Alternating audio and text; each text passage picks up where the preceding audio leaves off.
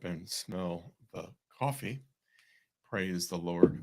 Um, right. We remember we like to not only sniff it, but we like to drink it too. And so I've had a lot of requests about being louder. So I'm hoping that I am loud and I can get a couple of thumbs up if I'm loud.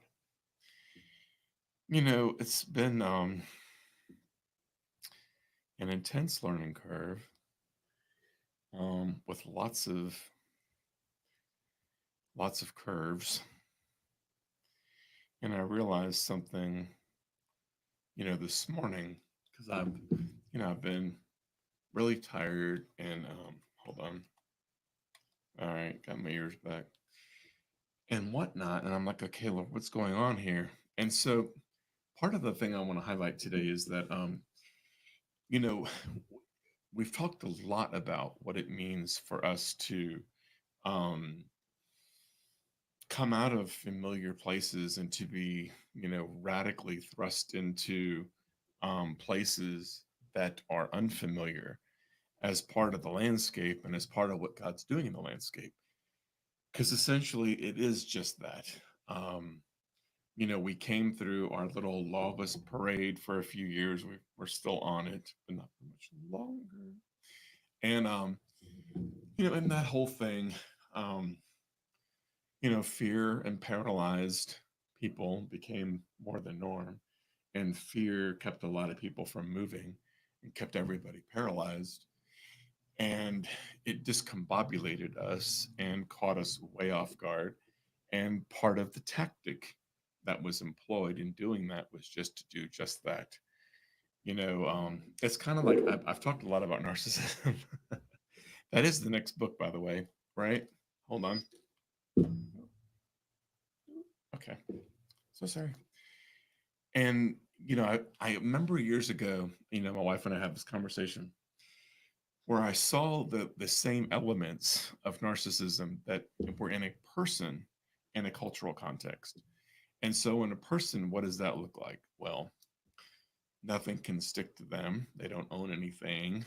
Um, they gaslight as their normal language, right? What do you speak? I speak gaslighting. Perfect.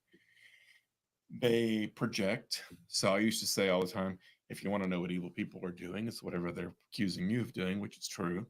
They lie and they distort and they tell the lie over and over again in hopes that they can get you to, if not believe it, at least doubt yourself, right? At least be confused. And so you know that you've had a conversation with a narcissist when you pin a narcissist down boop, with a little bit of truth and they spiral, and you pin them there and they spiral.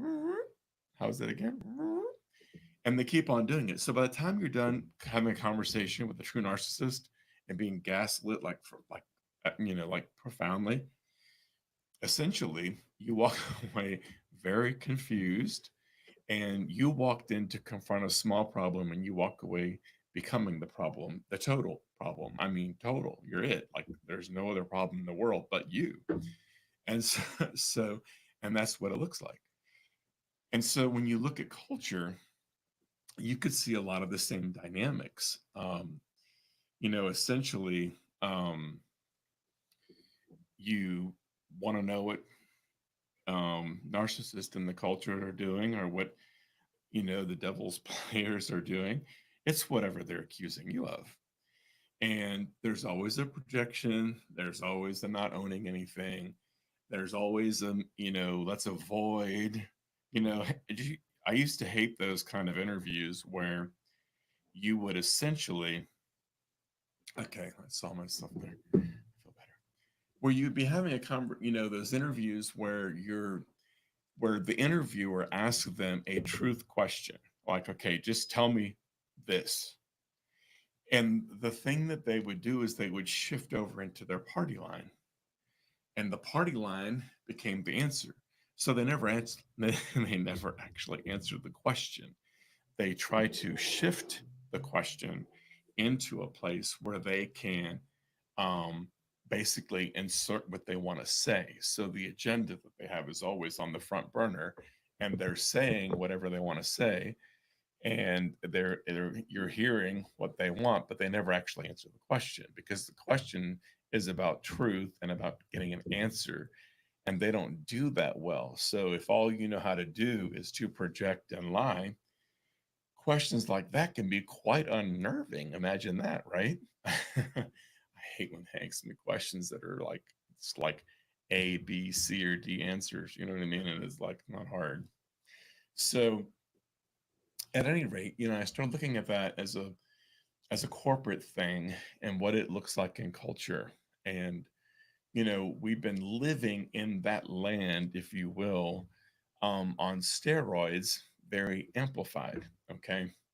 And so it's been something that we have not experienced quite in the same way in this country, where, you know, um, things can be ruled out, speech can be obliterated. I love Tucker, Tucker Carlson's version of talking about how when he was talking about the rules, so when you're not allowed to say certain things, you start talking and he's like, shut up.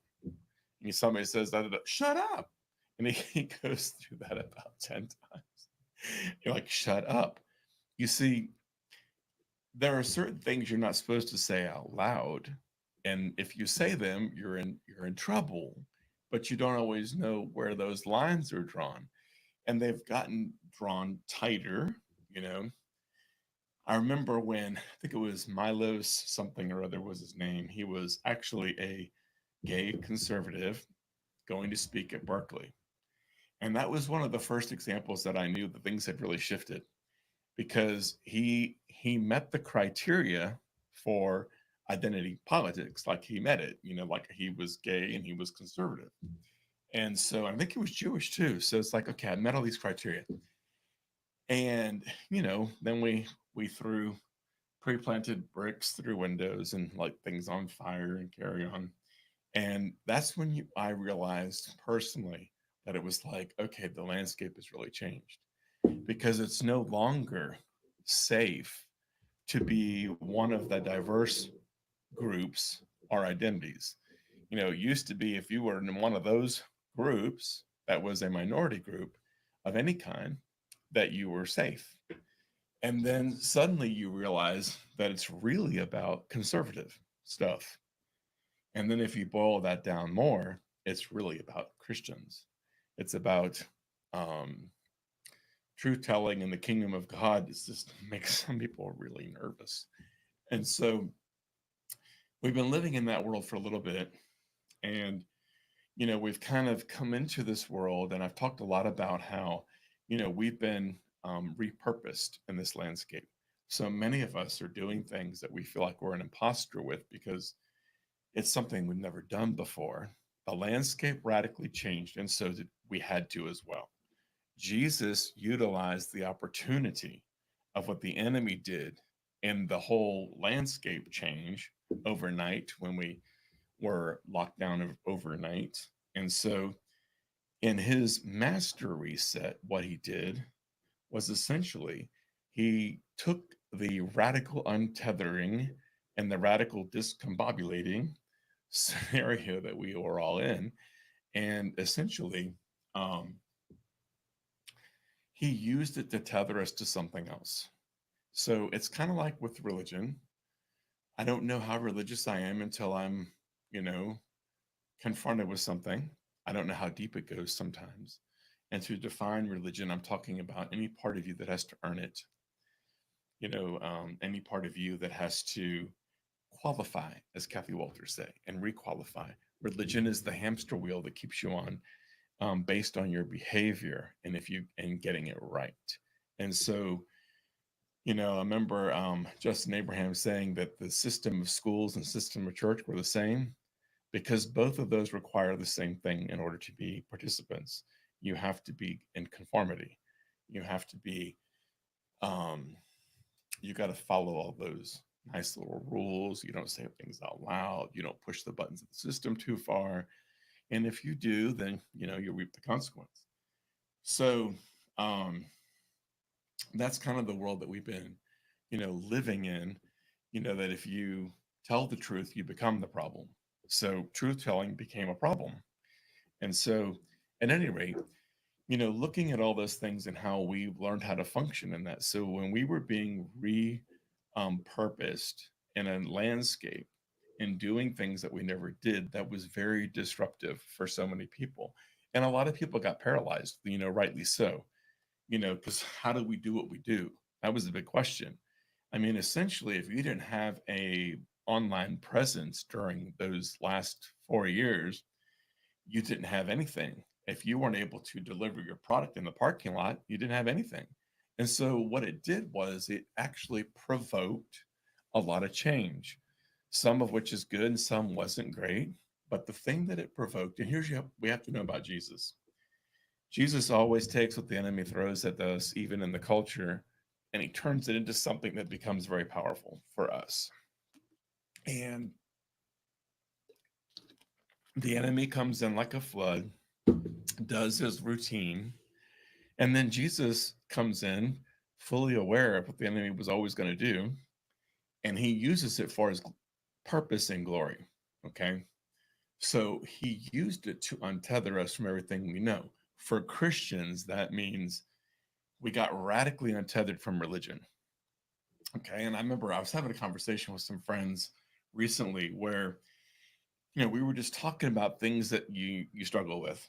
I mean, fill in the blank, whatever mud that you fall into, whether it's overeating, whether it's an addiction of some sort, whether it's mindsets, it could be any of those.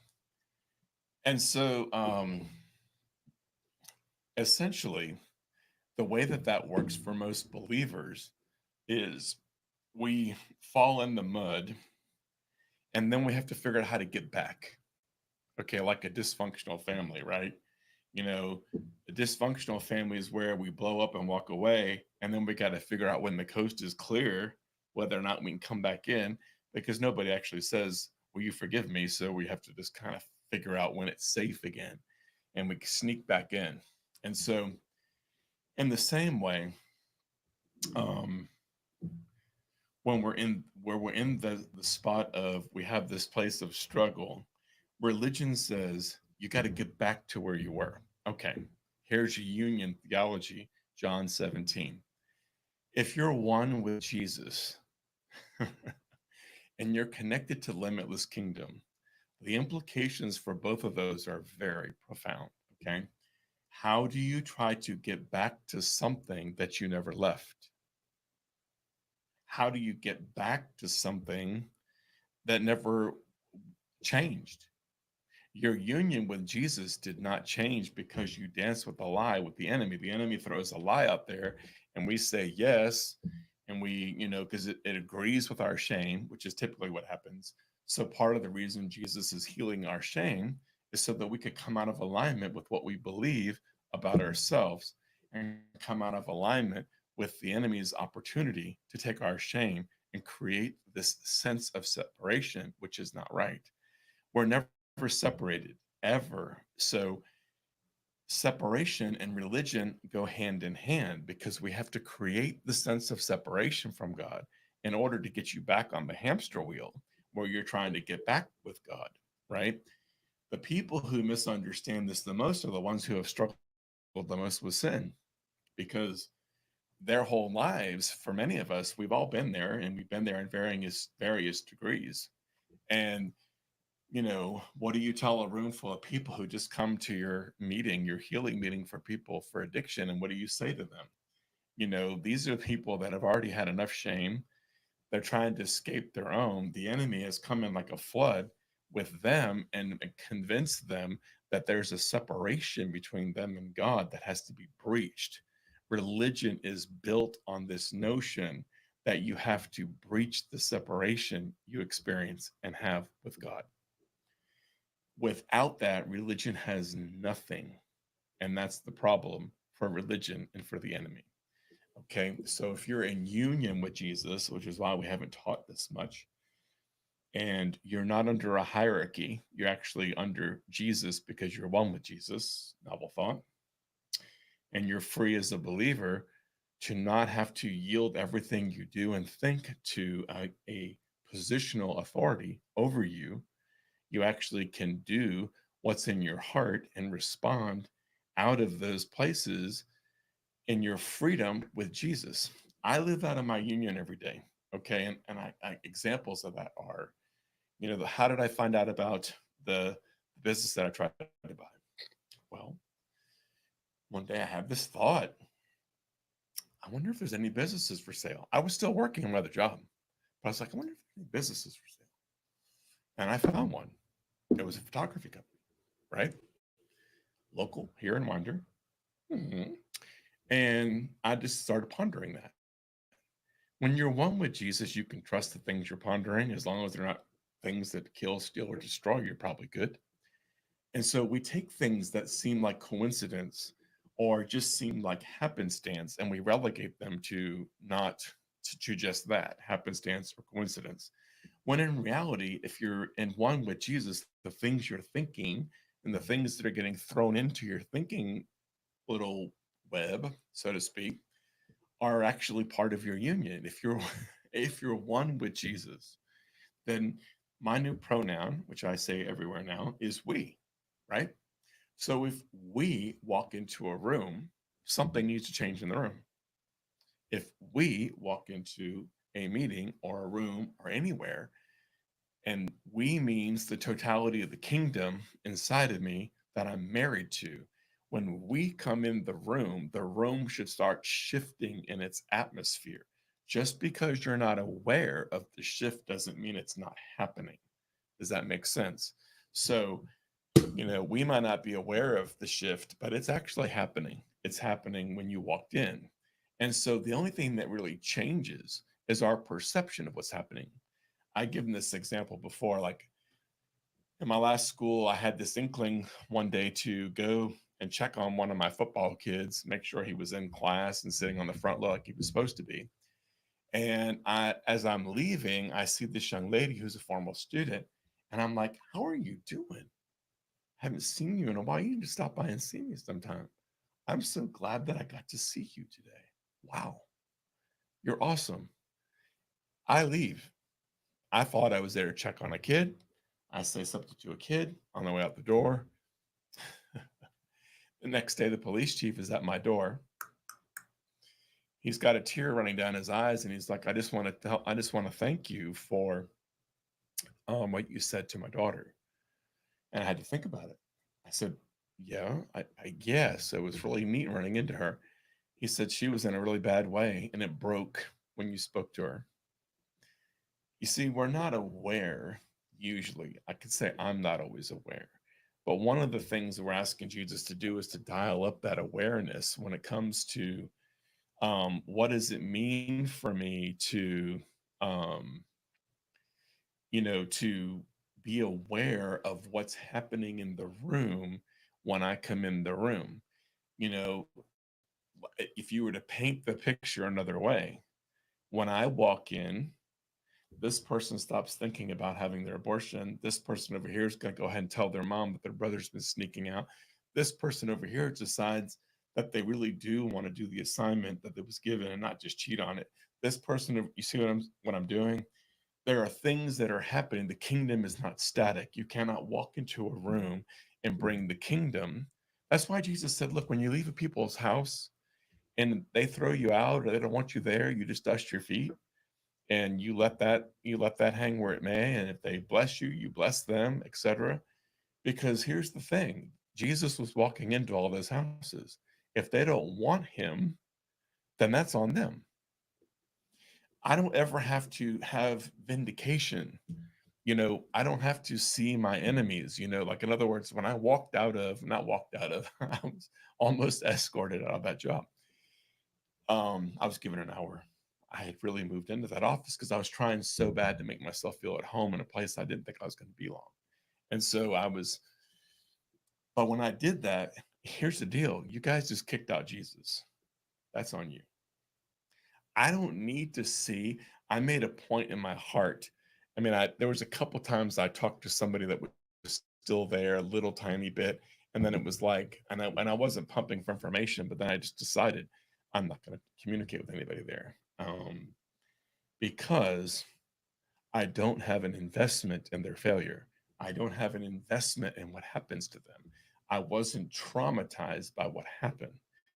Okay. In terms of, because Jesus had already told me that he was going to give me an early release. So I didn't know it would be quite like that. I thought it would be more on my terms, but hey, it came that way and that's what I received. So I didn't want to talk to people there because I don't need vindication. Vindication is that I'm still standing, that you're still standing, that the enemy's plan didn't win, and that you are still in the game. Vindication is that your destiny could not be touched by another sin. Your destiny could not be touched by somebody else's evil or unjust act. They don't have that power to do that. So, what we get is we get to have a big fat meal in front of our enemies and enjoy it, not in a gloating way like, ha ha ha, I'm eating roast beef and you're having like a McDonald's burger. No, it's that I get to have a meal at the banqueting table with the master and my life goes on and my destiny moves forward, and that the plan of God that was written in the Psalm 139 in the book of life for me is still in play, even if it took the journey took some turns I didn't expect. That book was written in the foundations of the earth before any of this existed. We were found in Jesus first and conceived in him, and then we were conceived by a parent. So, but the destiny and the intent of what we were about and our own personal destiny in heaven was established before any book was written. So, why would God not be really into seeing that it's fulfilled? Here's what grace looks like. Grace is when you get to the part of the journey that you're meant to get to, no matter what path you took. When you arrive, see, in that context, nothing is ever wasted. Your your traumas are not wasted. Your series of disappointments are not wasted. Your many hopes deferred are not wasted. Joseph had lots of them and they were not wasted. They were part of the preparation. And I'm not saying that to say, this is just for your preparation. That's what preparation age. You know what I mean? Like, no, it, Jesus isn't looking at it sadistically and saying, well, he's going to learn something from this sickness. No, no, no. It's always that the enemy's doing what he's doing. And Jesus is saying, I work together all things for good, and my plan always trumps. It's like what Peter said to Jesus in The Chosen. Right, right, right. I'm the evangelist for The Chosen. He said, look, my paraphrase, dude, I never said you wouldn't have struggles. I didn't say you would never have an injustice. I didn't say you would never have a loss. What I said was you would always be with me. And that needed to be enough. And that's when Peter obviously was saying, don't leave me, don't let go of me, don't let go of me, right? So it's not the promise of a warfare less life. And I don't focus on the warfare because it's another form of religion. Why do you say that? Because I've done the thing where you find the book that has the prayers for this and for this and for this. And it's like, I'm not trying to be ungracious. If that's where we do what we do, then God always meets us where we're at, right? If that's what I feel like. In other words, in any given day, any given moment in the journey, whatever I'm doing at the time, whatever I'm being graced with, whether it's inner healing, whether it's deliverance, whatever it is, He meets us there. As we go on the journey a little bit, I think we realize that He would have met us regardless, that He would have come and tracked us down. And sometimes, so not to knock it all, that can become a form of religion when you have to find the right formula to win. If you have to find the formula to win or to engage with favor or wisdom or any of those things, then it can become a work for you or me, where we're always still trying to get something right. And the whole point of the gospel is you don't have to get it right. It's already right. All you got to do is walk in what you do, and just walk in out of your union with Jesus, and you'll be just fine. I'm more convinced, like people would say, is revival on the shoulders of men, or is it something initiated by God? And I would say, let's see what my wife said to me. Oh, I know why. I know why. Hold on. I know why. Yes, my dear wife, she's so good. It's because I have to change this now to public. I don't know why I have to change it every time. And you should see it now. There we go. Now my wife will see it. Okay, so now you can see. Not know you can see. Now you should see. Sorry for my interlude here. She keeps me on track. It's a Facebook thing, and yeah, it's just so overly friendly to use. I think with the progression that's going on with the owner and the way the kingdom is breaking in on that person, maybe it'll get easier. Can you make it you more user friendly, please? And not so, yeah. So at any rate, what was I saying? I forgot where I was. But essentially, it's like if we're oh yeah, by getting it right. So if something, grace is when I don't have to get it right, and I have to know that God is actually going to meet me somewhere in this process. He's going to track me down. In other words, if it didn't come one way, it was going to come another. It's like Mordecai. It's like Mordecai and Esther, right? Mordecai says to her, hey, do that, right? My version. How do you not know that you are in this position for such a time as this? Like, it's not ironic. It's not a coincidence. You're here right now with a purpose. And so, and she's like, well, if I die, I die, because the king had to extend the scepter.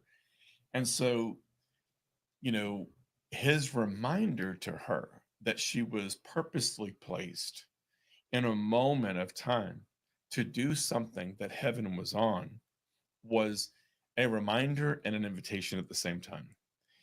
And he said, this is the part that's always interesting. He said, look, if you don't, God will find deliverance for the Jews another way. They were going to be delivered one way or the other. Grace is when his purpose prevails regardless of who he has to work through. There's no condemnation if I miss it on that account, because grace is the job got done. Grace is that every time I show up, things are happening and being done in the kingdom that I'm not even aware of. Just because you're not aware of what happens when you walk in a room doesn't mean the whole room isn't changing. It just means we're not aware. I want to be more aware. Like, in my union with you, Jesus, I want to be more aware of what's happening in the room. And so grace is when you get to the part of the journey that you're in, but regardless of the path that you took. Grace is when God does, you go to something with one agenda in your mind and you facilitate that part, but you forget another part, and he accomplishes it anyway. You see, it's only ever that we have to show up. That's what grace looks like.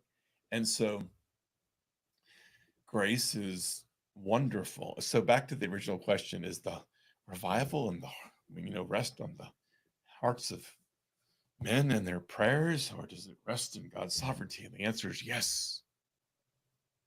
It's both. There are things that God is determined to do for appointed times, such as this, that he is determined to do. And he's going to do them in the Mordecai Esther fashion. In other words, it's a whosoever will. If you say, yes, use me, then you're it. If you miss saying yes, then tomorrow you say yes and you're still it. You see what I'm saying? In other words, the reason we have to be living from our union and living from the place of living, moving, and having our being in him is so that we can be current with third heaven revelation and functioning from that place of revelation. Does that make sense? So, in other words, there isn't a thing in here about missing it. It's about if you miss it in your mind today, you'll have it tomorrow. He's more committed to the outcome than you are.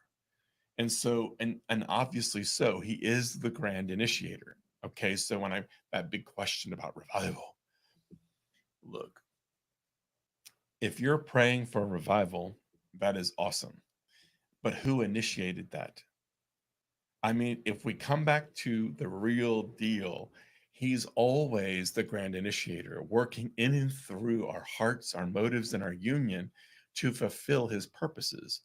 His purposes will prevail whether we're in the picture or not. In other words, he's still working all things to good together for good. So if it gets thwarted here or stopped there, it doesn't stop his progression. And it also doesn't mean that we missed it and now we're on the sideline. No, it means tomorrow's another day. And we breathe again and we live again out of our union with Jesus and we pick up the same thing like we never missed a beat. That's called grace. Grace is no matter where you step in, you pick it up and you run. If you think you're stepping in late, great, but why wear that one? Why, basically regret, and I've learned this one very personally, it's just another form of self-contempt. It's a way to hate myself for thinking that I did something that could miss something that got me where I couldn't get something that God had for me. Really? Grace is the part of the journey where you get to where you're supposed to be, no matter what path you took or what happened on the path that you were on. You arrive on time. That's what grace is. In other words, can I blow this one? No. Not unless you go bury your head in the sand, I suppose, but even then he'd probably send someone to rattle you. He's more into fulfilling your destiny in the kingdom and seeing you radically actualized in the kingdom than you are. So it's always been about his pursuit. It's always been about us responding to his initiative. We're always responding to what Holy Spirit initiates. He's always the grand initiator. So revival on the let's say the wait on God and man, it doesn't really matter to me because he's going to do it and he's going to do it through whosoever will. And if you're whosoever willing, then you're in. And if you're not whosoever willing today, then tomorrow you can whosoever will. In other words, grace is going to keep chasing you down. He's never going to stop his relentless pursuit of you to bring you into every blueprint of heaven that heaven has ever designed for you. He doesn't let us out of the blueprint easy. Okay? I think he chases us all down to the end, and we're going to be really surprised in heaven by the people that we didn't think should be there. Ted Bundy got saved. Dr. James Dobson, I wrote about him in my dissertation. I quoted him. And it was a quote because my dissertation was on pornography. Quite a dissertation. I didn't have to visually explore it to write the paper. But my point is that, if somebody like Ted Bundy can get saved right before his execution and be in heaven with every person he murdered, I think that's like grace beyond steroids. It's grace, grace, grace, grace, grace. Grace, grace, grace. And the irony of that is the ones that are in heaven that were murdered are not going to be surprised when he shows up because they're so accustomed to grace on steroids that they will actually rejoice. That's a thought. So I woke up this morning and I was kind of just feeling really, really heavy, and I haven't been feeling that way and tired and all that. And I realized that there is a lot of grief that comes with moving in the unfamiliar. Even if moving in the unfamiliar places that God is moving in, because that's his currency in this era, this landscape, right, is the unfamiliar. That's where we find the streams in the desert. That's where they come from. unfamiliar ways of doing, unfamiliar ways of being, unfamiliar ways of things happening. So everything you've had a grid for about how the kingdom works, there are some things that are principles that remain, but the ways in which it happens are going to be extremely unconventional, and they're not going to happen in ways that you're familiar with. And so us becoming unscripted in our approach to life and living and moving and having our being in him and functioning from revelation and not religion is the way of the kingdom. So we're doing revelation. Revelation is a fresh thing that never stops. He's always speaking, we're always listening. And a lot of times it doesn't have to be a formal conversation. Sometimes it's just a download. So as we're as we've come into places of great unfamiliarity, we're doing things we don't know. We're moving in directions we've never been. We're doing stuff that we have no clue. We're on this steep learning curve, which I've been able to model for you wonderfully as one person who models it. Um, there is grief in letting go of what is familiar. And I realized that's what I was experiencing. Yes, the job ended abruptly and I celebrated. Yes, God told me he was going to give me an early release, and he did. Um, but I was still giving my life away every day. I was still pouring my life into people. In other words, I'm consistent. What you see is what you get. You're always going to get certain things from me, just like from you. You are who you are and you be who you are everywhere you go. So your function is essentially the same. The modality through which you're functioning can change as you get reformatted for this landscape, right? But the essence of who you are, your core DNA, your gift mix, whatever you want to call it, is still intact, right? And so you're doing what you do. So what I do is I pastor and nurture people, whether I'm in a school, whether I'm in an institution, mental health thing, or wherever. And so I poured my life into people. I was essentially pastoring the staff that were there. Um, that was what I was doing, praying for the sick. Didn't raise the dead, but I was open. I was hoping. But so there's grief when that gets cut off, even though it's a good thing, right? It's a good thing that God is shifting us into this landscape that we're in. I was buying a company and I theoretically, or not theoretically, metaphorically dated the person, not really, it's a metaphor. I dated that person who owned it for probably 6 weeks to try to work it to be in the game until the thing was closed and I owned it. And then it blew up on the last day. Okay, well, that was inconvenient. But here's the deal, and it really is about one of the ways that God's kind of working in this. When you're stuck and you're paralyzed and you're not moving, you have to move, right? Many people in the paralysis stage, because of all that got shut down, we got stuck and we weren't sure how to move. So we weren't moving. So I've always said this: find the thing that God is on, the one little thing, and do that. It's that whole thing of the thing that I talked about where I found my book in the library of heaven. And when I opened it, it was these paths all going crazy, intersecting each other. And I was like, what is this? And it's like the Lord said, jump on the path and the dream will find you. So that's the overarching theme. Jump on the dream, jump on the path, and the dream will find you. That's the part that is a given right now.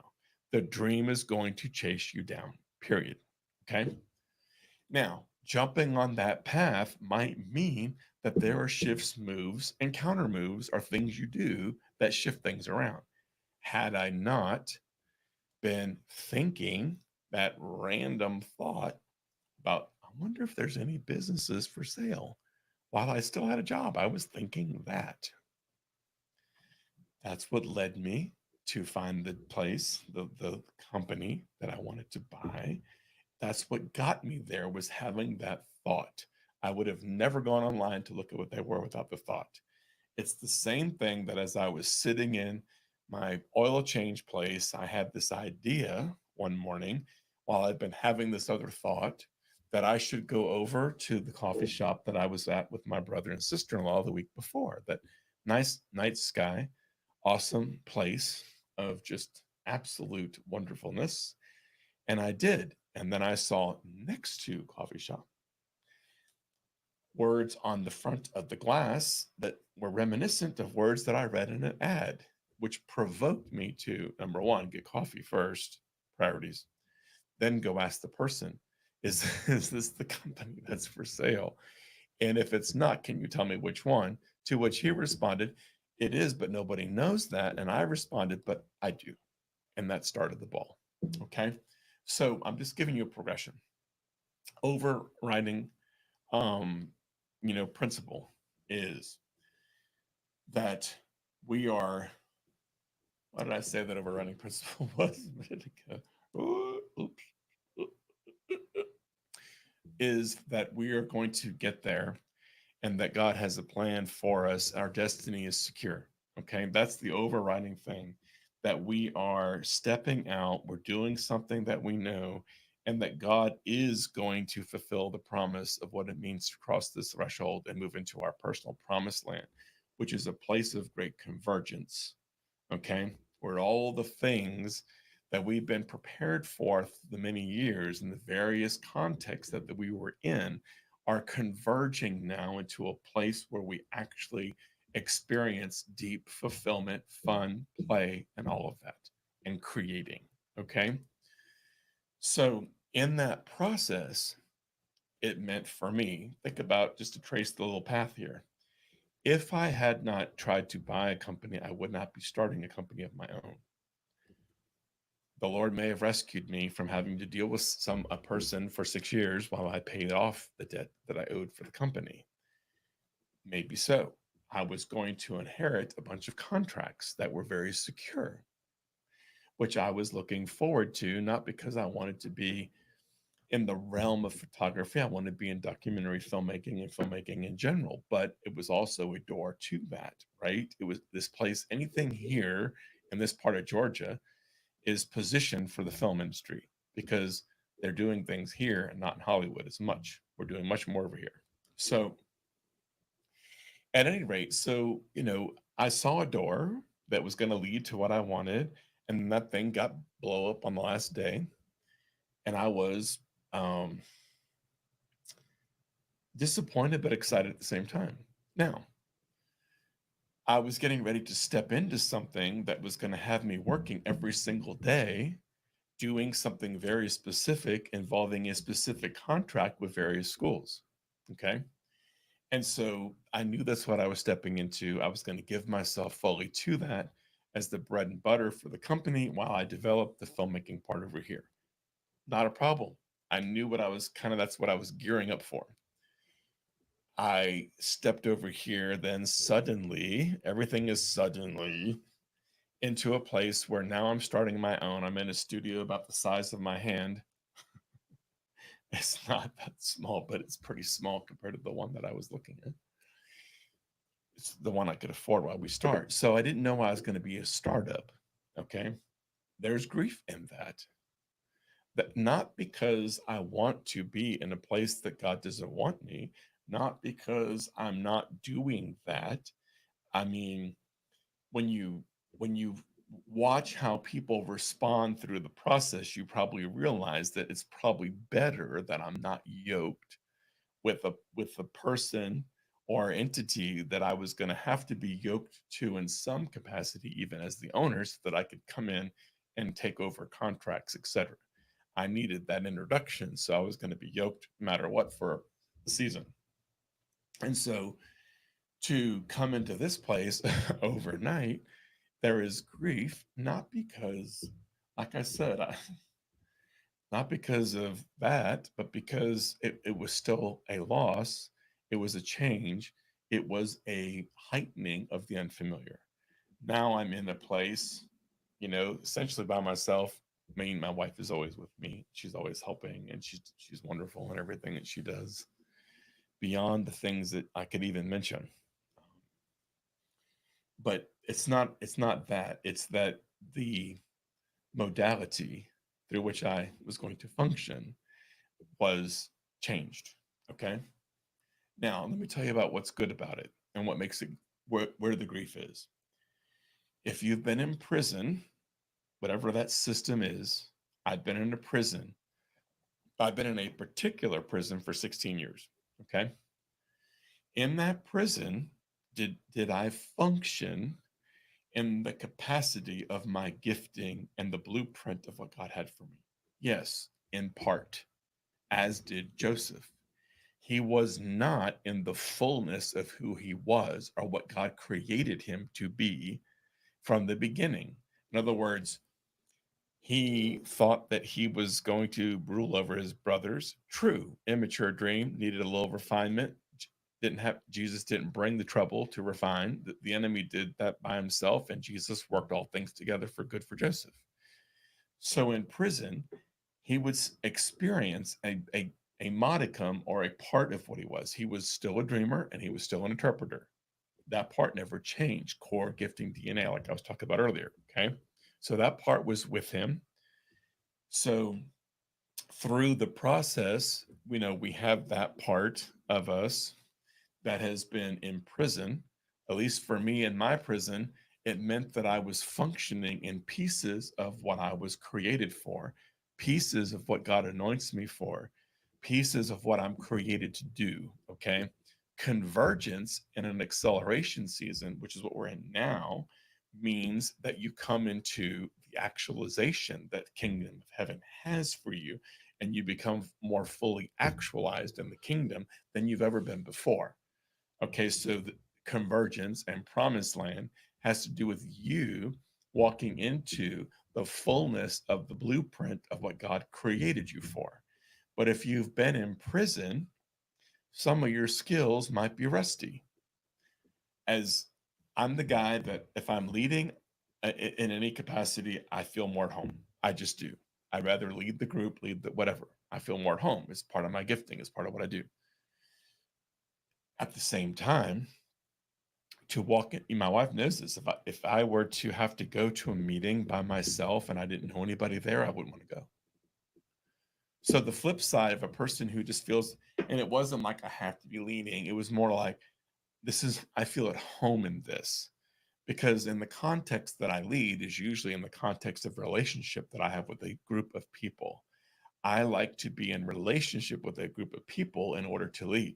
To show up to a meeting where I don't know anybody and sit down because the person who invited me may not even be there, and then have to introduce myself was terrifying. It really wasn't, but my point is that part of this is what I'm saying. What this requires that having another person's business did not require was it requires me to establish myself, me and Jesus, establish myself, us, in this community on our own merit with the kingdom of heaven, and not based on another man's merit as my introduction or coattail. Okay. So that's what that means. Part of what it means for us to step into this unfamiliar territory, guys, is that we haven't done a lot of things besides the intense learning curve that I've been on the filmmaking end of it, like intense learning curve. Now I'm in a spot where I have to come out and be present in environments that I'm not used to, because these aren't the people I'm leading. These aren't my best friends. These aren't a church group that I've been with for 25 years. Everything is new. So stepping into something totally new and unfamiliar and establishing yourself in something unfamiliar is quite invigorating and disconcerting, if I'm just being human. Okay. So, my point in all of that is that's what this landscape looks like, guys. Sometimes we have to look at we have to engage with a prototype of something that leads to the next thing. There might be some things as you come into the place of functioning in the thing that you're made for as you move in the direction that you don't know you're going, right? And you're doing things you've never done. Part of you coming out of your system and your shell is that you're being actualized, you're being stretched, right? So you might feel like Gumby. So, in the total picture of moving in things that are unfamiliar, being stretched in an intense learning curve, that is part of what goes with this territory. But what I want to say about that is this: it's a good thing. It's a really good thing. It's part of, if you want the promised land and you want the convergence and you want to step into the full blueprint of who you are, it's going to mean being stretched in many things. It's going to mean that you jump into one open door that may get shut that leads you to the next one. But that first one was a conception that heaven had you not gone for it.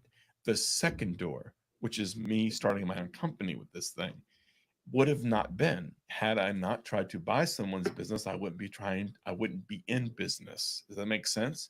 So, what the Lord is doing that's very gracious is He's baby stepping us out of our prison place and all the places that walking is unfamiliar.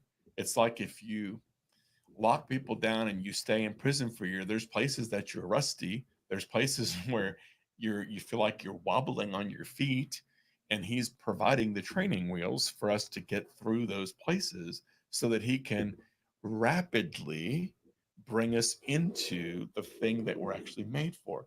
All of this is happening at rapid speed. It's accelerated. Anything that is accelerated is more intense and is more stretching. And where would you rather be? Where would you rather be? There's nowhere else I'd rather be, right? So that part is what it is. So it puts us in this crazy position where we rely on the standard of favor being higher than the standard of knowledge. Favor trumps knowledge. Favor trumps skills. Favor trumps being known. Favor is the thing that gets you into the place of being known that you don't think you belong, but you're there because favor trumped. Favor trumps it all. The standard, the currency of this era is unfamiliar. The standard is favor. Okay. And favor trumps everything.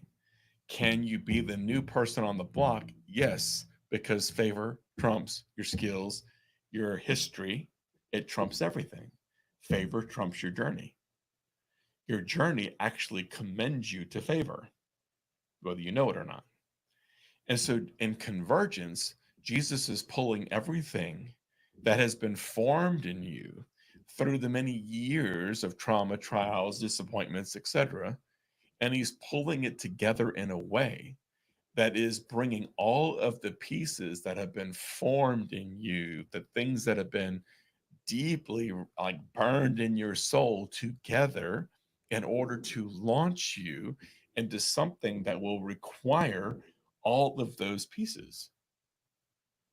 He's putting you together to push you forward into favor. All right. I've been exceptionally long winded. My afternoon coffee worked really, really well. But anyway, so bless you guys.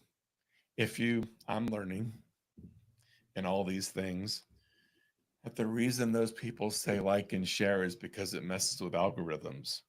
It means that more people can benefit from the things that we do because we have to be shrewd as, what's the one, shrewd and wise? We have to be those two things. And so I used to look at that and be like, why are they always saying like and share? Like, what's the problem with those people? I don't want to like, subscribe, and share. Well, it's because you're trying to beat algorithms. And we know that algorithms on any of these platforms are also the very things that will push you down further because you said something that was true too much. And the trigger words that you used alerted the algorithm and said, uh-oh, they're talking, they're misinformation, misinformation. That's what we call the truth. And the other people say misinformation, and the algorithm shoves you to the floor. So, in order to kind of do that, that's why we say like and share. Sharing is the biggest thing that messes algorithms up. I'm learning. I'm learning. So I'm just learning and doing what I'm learning, okay? And I'm learning in front of everybody so that I can just be really raw and do it. And you guys get to watch, which is kind of fun for you, I would think. Um, it's fun for me too. I appreciate being able to do this. So yes, like, share, subscribe, whatever. I'm working on all my social media platforms at the same time. They're not all up to snuff yet. And we do have a book that's going to come out shortly, very shortly. And we're not going to announce it too far ahead until we know that it's all completed, which it is completed. I have a couple parts that I have to do a full introduction and an afterword, which I will do this weekend. And we will put that thing together and it will actually be published. Wow, fun. Yeah, it'll be the thing of if you want to know about the journey in the system and how favor um, really happened in a system. It doesn't make any sense. It doesn't follow any of the rules. For someone to have crazy favor with Jesus in a system in a classroom that's public school, it doesn't make any sense. It goes against everything. But I did. And sometimes I really wasn't quite aware of how much favor I did. And I underplayed many of the impacts and things that were happening because of just the wearing down of the system. Sometimes we get blind to the things that are actually happening because we're tired and we're being wrung out by a system. But there are things that God is accomplishing. I It was extremely unusual. I can't say that I know a lot of people that have seen some of the things that I got to see and participate with in the kingdom of heaven in a public school classroom for 13 of the 16 years that I was there, or 12 ish. Right. All right. So blessings. This was fun. I hope it was as fun for you. Right. Right. Praise the Lord.